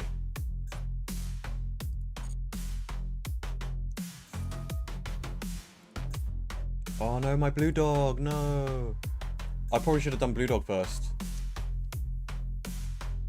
I just want to play quickly, honestly. I feel like I've won this. He only has like 4,600. Wait, what did you target? Yeah, those are good targets. Yeah, whatever.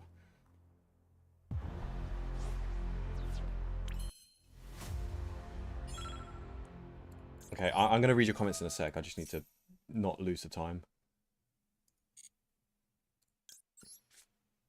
This thing might kill me if I can't destroy it. He has a Zeus, though. This is very tempting to Zeus, by the way.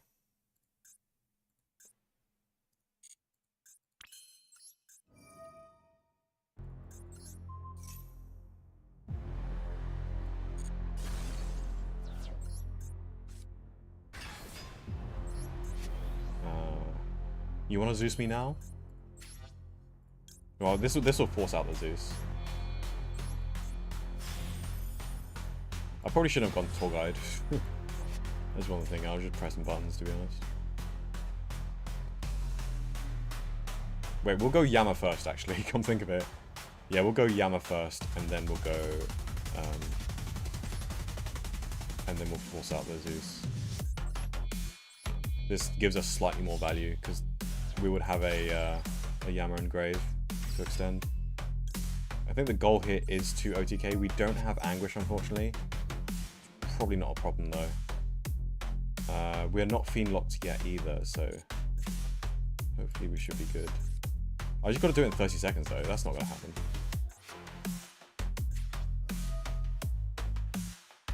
Oh, shit. He can do that. That was a misplay on my part.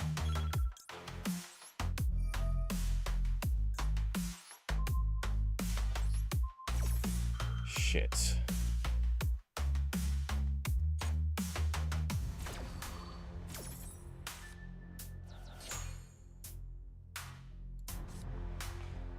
It's not looking like I'm gonna win this, guys. Purely because of the time aspect. Is there anything even left for me to float into? We don't have Anguish. There isn't. Should have set the prosp. I could have set the prosp, but man, this Zeus is gonna go hard.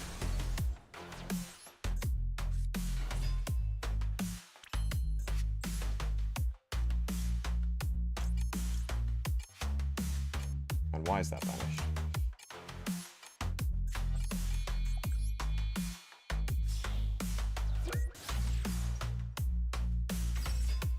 God, I hate this game.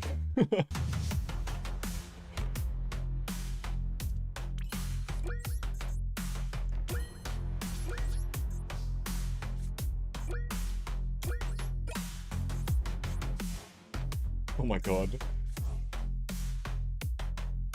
Come on, man. I was mashing right click. Ugh. Every time.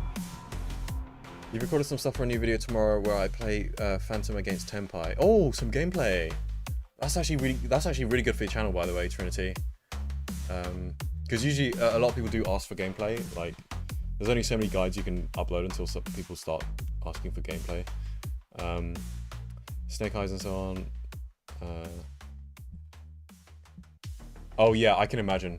There's so many games. There's so many games where it's like, if I had Phantom of Yubel, I could win this so easily, kind of thing.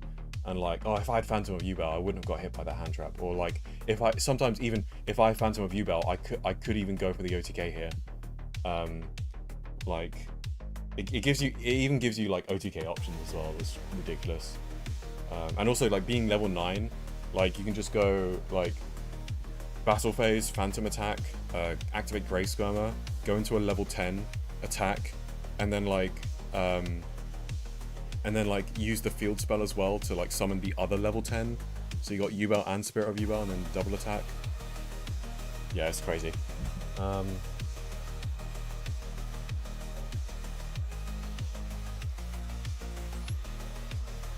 Oh yeah, the Time Lord Synchro is really annoying for Yubel players. I haven't got hit by it yet, but like, I've heard it's really annoying. Yeah, I mean, I should keep on telling myself that, but like, I am kind of pressuring myself to like upload more YouTube videos. I still haven't finished editing my Legacy of Destruction video. Like, I'm gonna have to like spin that somehow to be like, oh yeah, this is still valid for the Fiendsmith stuff, which it kind of is, because like it's mainly teaching the viewers about how to use the 3 new cards from Legacy Destruction. So like it's still valid, it's just like kind of too late, because like most people want to know about Phantom combos and stuff. Do I Ash this? They might have no, they might have Paris in hand. We always Ash the increase, don't we? I don't even need to Maxi here either. I can just chain the Maxi. Maxi's gonna go pretty hard though. Maxi chain to Faris. See if he takes a challenge, and then I can save the Ash if he doesn't take a challenge. That is a Deny Engrave, but it's fine. If this Maxi resolves, it'll be pretty hard. Ooh, awesome, it resolves. Crippling for heroes. Your problem with gameplay is that I found it difficult to make it different to all the other gameplay videos currently on. Oh yeah, I know exactly what you mean. I want you to put. Yeah, I know what you mean. But you know, it's fun though. This is like where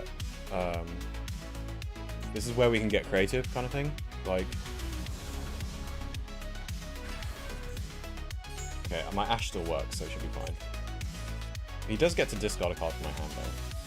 It's just 1 card though, so I'm not worried. I wonder if he's gonna go for the challenge, the Maxi challenge. I have a feeling he's the type of player that would do so, which is really good for me. I might even just like nib him as well. If I was him, I would just end on Dark Law, and that's it. But no, I'm gonna Ash Blossom you. You're gonna cry. It's gonna be difficult for you to extend. I'd just quit while you're ahead, buddy.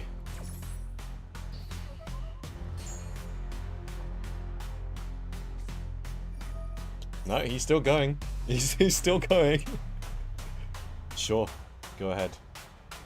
If I draw Nibiru, it's over for you. Either that or I have like 100 cards to break your board. Yeah, it's really late. Thank you so much for watching this late in the day though. Really appreciate you hanging out, Trinity. I'll see you around. We should probably both like convene and like share our ideas for Euros as well. So yeah, I'll see you around, Trinity. Thanks for popping over. Have a good night.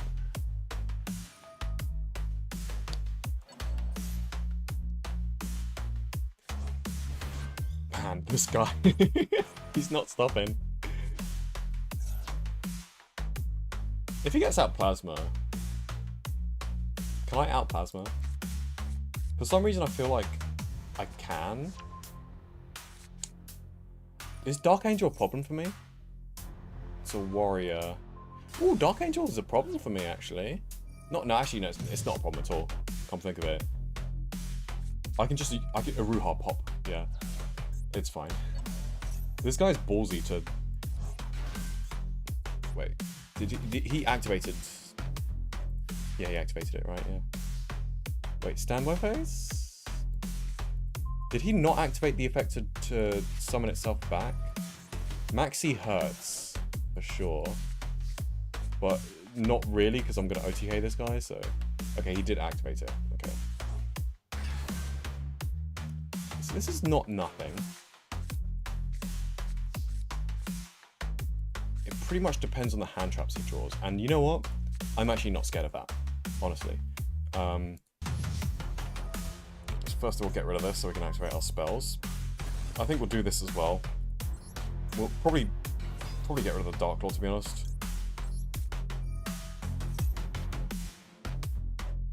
Oh, this is non-targeting, actually.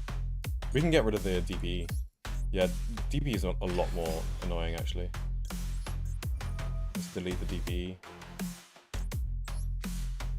So, you're gonna chain? Nope. Bye-bye DPE. Don't care. OTKing you. Next we need to deal with the Dark Claw, so let's do that now. This will be a very simple dismantle, honestly. This guy should not have taken the maxi challenge. Like it was just a dumb decision.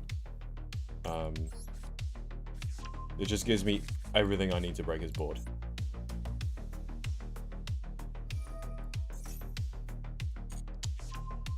Yeah, you had no chance of hitting the... Oh, whoa. Chill. That is the wrong button. Jesus Christ. Thank God for confirmation stuff.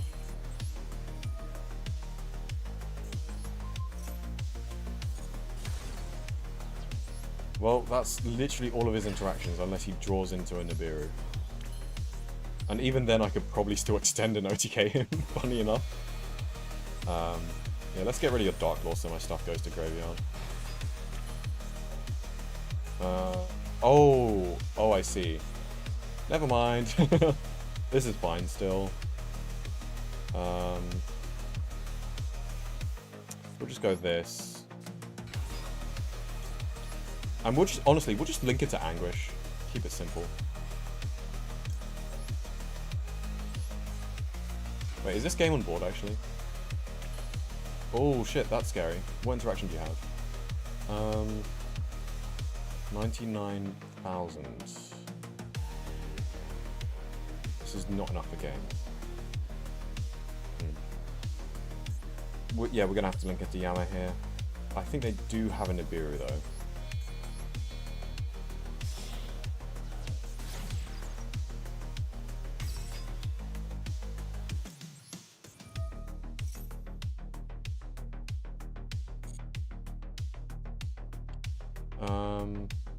Not very many good targets. Just add this, so we have some stuff to float into.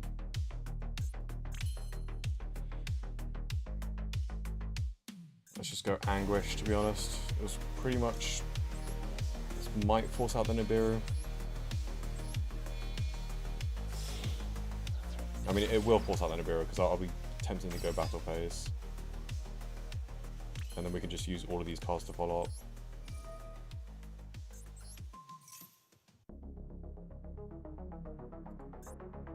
I am fiend locked.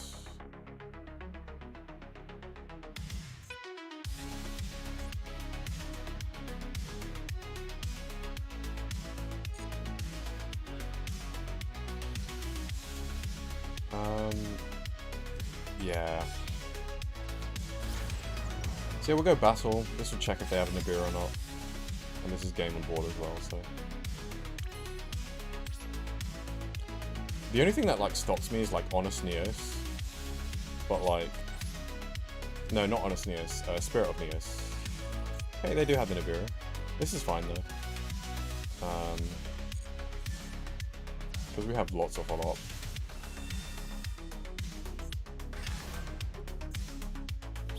Put it in defense as well.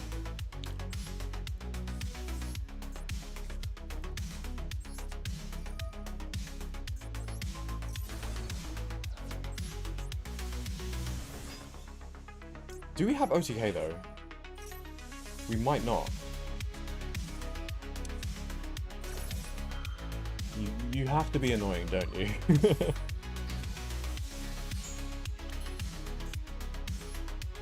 Don't worry, there's lots... Wait, where's my Muckraker? Oh, it's not an effect monster. It's... Wait. There's no way this is the only player I have. Just Rage and that's it? Huh.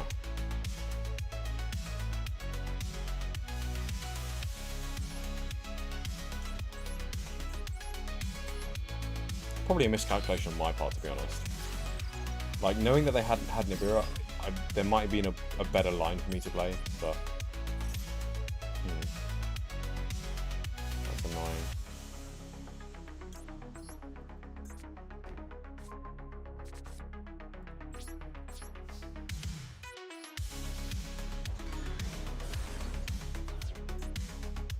I have DP as well. Shit.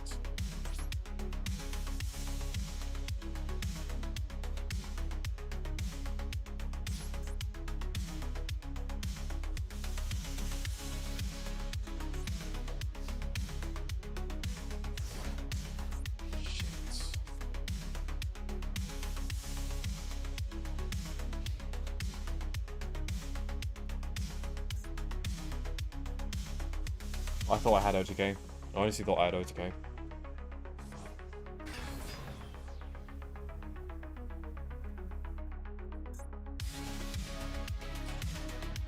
God damn it.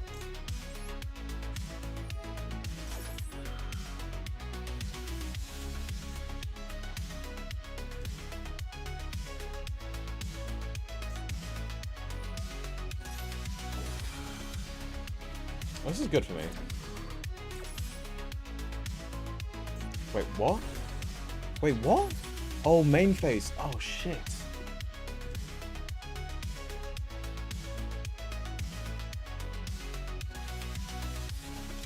Oh, shit. Main phase. I should have done this main phase. Shit. Totally forgot about that. Shit. That's really bad. And the imperm. Fuck. I'm actually cooked. I deserve to lose that. I misplayed so hard in multiple levels.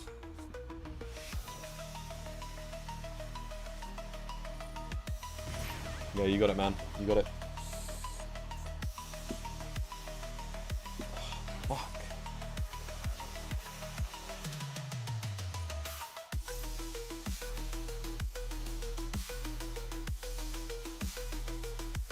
Hold on. Oh no, that wouldn't work. I was thinking if we go like Chaining 1 this and then Chaining 2 to destroy it, but it wouldn't work because this needs to use itself as link material, so. We can do some battle phase shenanigans though, so.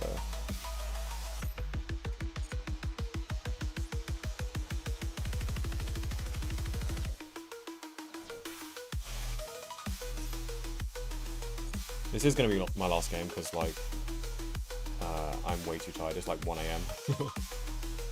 I really shouldn't have streamed for this long, to be honest.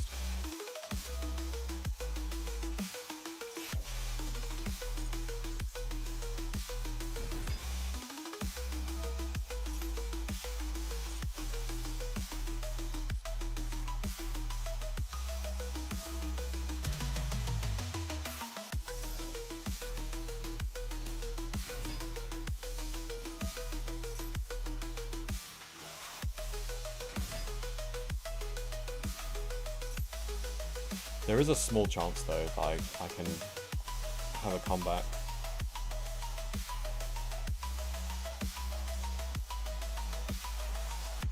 So I can add this back to hand. Oh no, wait. Is this once per turn? It is once per turn. Shit. Because I think I've already used this effect. Have I? It doesn't say I have though, so maybe I haven't.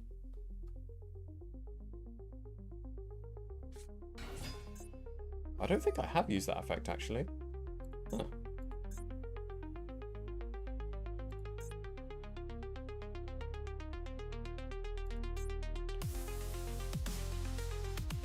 Also, this guy could lose the time because this combo does take a long time, and you have to figure out a way to OTK me. And he did spend a long time comboing under my maxi.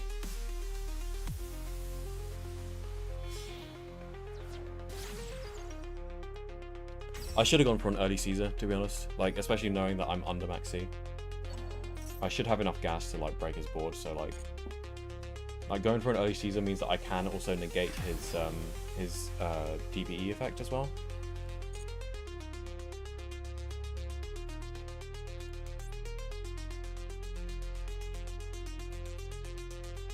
Yeah, that was my misplay. I should have gone for an early Caesar.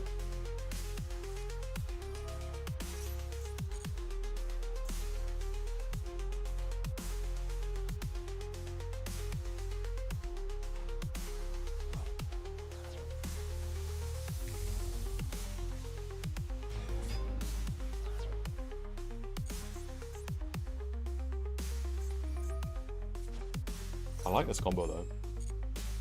He's doing it pretty well.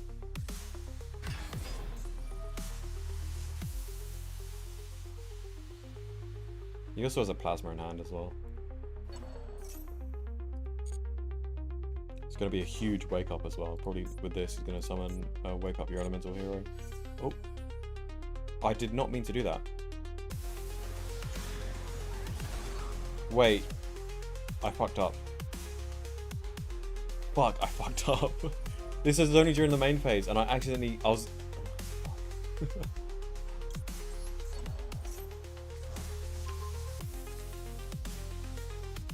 Fuck. I could have... Oh, I'm a little bit salty about that. I'm salty specifically about the fact that I right-clicked on before end of main phase thing. Shit. Well, sorry for the disappointing end to that. But yeah, it's wise for me to, before I lose too much progress, I think I just lost 2 games in a row. Do not duel while you're tired. So today is the 18th. Oh no, wait, no, today's the 17th. It's just how these went into past midnight.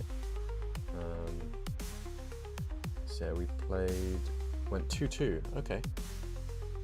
Not bad, not great though, because those 2 losses means 2 losses of progress, and I should not have played those 2 games because I was way too tired. I should have just called it and gone to bed. But yeah, thank you all so much for watching regardless. I think I yapped way too much about my Nats experience, but I'll put timestamps for that anyway, so it should be fine. Yeah, thanks for watching, and I'll see you Wednesday. Bye!